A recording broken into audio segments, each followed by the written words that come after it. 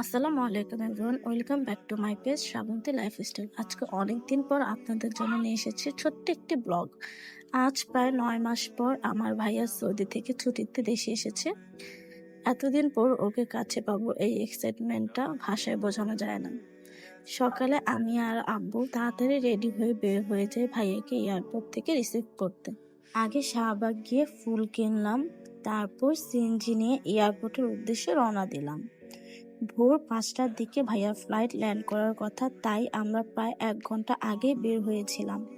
রাস্তাঘাট একদম ফাঁকা ছিল, তাই 40 থেকে 45 মিনিটের মধ্যেই পৌঁছে গেলাম। এরপর শুরু হলো অপেক্ষা। যতই সময় যাচ্ছিল ততই এক্সাইটমেন্ট আর নার্ভাসনেস বাড়ছিল। অবশেষে সেই মুহূর্ত ভাইয়াকে সামনে দেখলাম।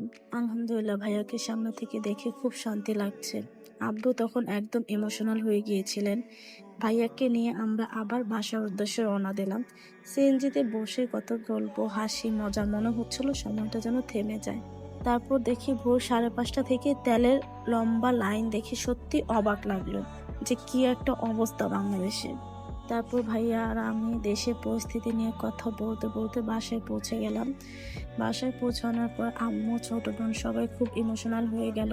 তারপর ভাইয়া ফ্রেশ হয়ে নিল। রেস্ট করার পর আমার ছোট বোন একদম অধীর হয়েছিল, কি এনেছো এখনই দেখবো।